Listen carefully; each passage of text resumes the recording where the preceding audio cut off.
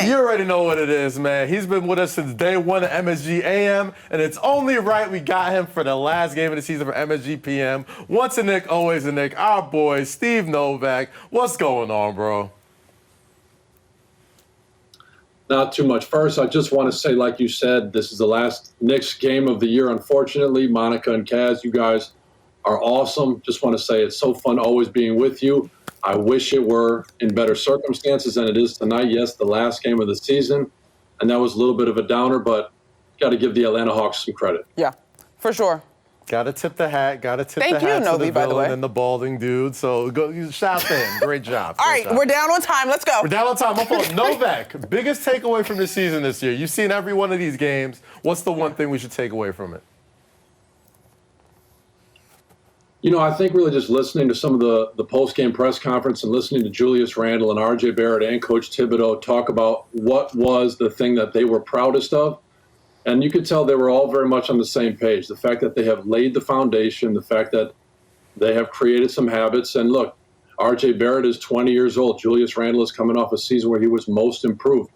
There is no doubt they are right. They were one of the best defensive teams in the league, and I think have laid the groundwork like we have not seen over the last 4, 5, 6 years. And so I think that's a big takeaway, that they have laid a foundation. They've done something that was positive, getting into the playoffs and really bringing excitement back. And you heard Julius Randle say it. We are playing a brand of basketball that New York City can be proud of. And I think, to be honest, it's been a little while, but that was 100% the case. And I'm not from New York, but once a Knick, always a Knick. And it really was. It was fun to watch this team play this year. And that was my biggest takeaway, was fun. New York Knicks basketball is back, and it's been a little while. Trending in the right direction, indeed. But Novi, while we got you, while the Knicks season has come to an end, we've got other storylines and playoff series going on. But a big storyline today, the Boston Celtics doing some redirecting in terms of seats moving, folks stepping down, blah, blah, blah. What was your takeaway as Danny Ainge steps down and Brad Stevens moves to the front office? Yeah, it was a bit shocking. I can't say I expected Brad Stevens to be no longer the coach for the Boston Celtics or Danny Ainge to be the president of basketball operations, but with Danny Ainge, I guess, announcing that he has for maybe 2 years now been considering stepping away from his position with the Celtics. He had a heart attack and had some health issues, and I think he had been considering that for a while. And so for Brad Stevens saying, look, he wanted a new challenge and thought it was interesting that I thought him saying was best for the Boston Celtics. I guess is very telling of maybe some of the things that we don't see behind the scenes, and maybe him not thinking he can actually be the guy to take this team to the next level. And so maybe him being in the front office is best for the team, but it'll be interesting to see who they hire as coach. I think that has a lot of wheels turning right now. Who will that next guy be? But that's quite a shakeup on a big team that's been a contender for years now. Mm-hmm. Now, Novi, the aforementioned Atlanta Hawks going to take on the Philadelphia 76ers. They sent the Wizards home tonight, but Joel Embiid has been dealing with a minor meniscus tear in his knee. How does Joel Embiid's injury affect this Eastern Conference semifinal series against the Atlanta Hawks?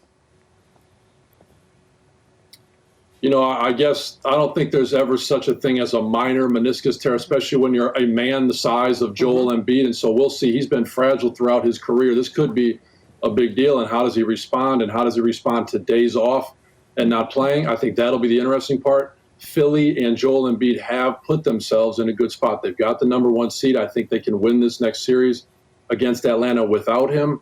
They've got the guys around him to do it. And so I think they're in a good spot if he can get healthy for the next round. All right, so another big one, injuries taking an impact. Lakers-Suns. Anthony Davis missed Game 5. Lakers on the ropes, Novi. What, are the Lakers about to lose this series? The Suns the real deal. They're about to get it done.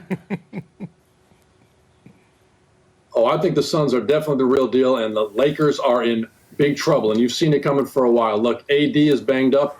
That's worse, I think, than LeBron being banged up, to be honest. He's been banged up all year. He's 36 years old. Without him, I think the Lakers could have still made a big run, but with both of them essentially either out or banged up, they're in big trouble. And with Devin Booker putting up 30 balls and the fact that they're winning against the Lakers by 30 points, I think that's very telling of where this series is at.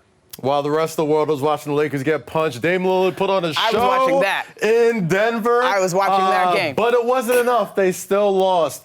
Game 6 tomorrow night, Nuggets, Blazers. What are your thoughts on that? My thoughts are that was the greatest basketball game I think I've maybe ever seen. Dame Lillard, he is the great. Look, Steph Curry makes shots. You go, I don't know how he did it, but the shots that Dame Lillard was hitting, when he hit 12 threes, had 55 points right to go there. along with 10 assists, and both of his shots, 2 of his 3-point shots were to go into overtime and then to go into double overtime. It was truly amazing. Dame Lillard put on a performance to somehow figure out how to lose when you have a game like that was pretty impressive. Man, oh man, Novi. Well, thanks for coming to kick it with us on our last show, TBD. And when we come back, it's been a pleasure. You rolling with us through the whole journey. Yes, Novi. It's been a while. Hopefully, next time you'll be right here doing it with us in person, huh? All right, guys.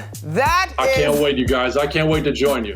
This was MSG PM. For my partner, Kazeem Famuyide, I'm Monica McNutt. Our terrific producer, Q, James Questel. Good night, y'all.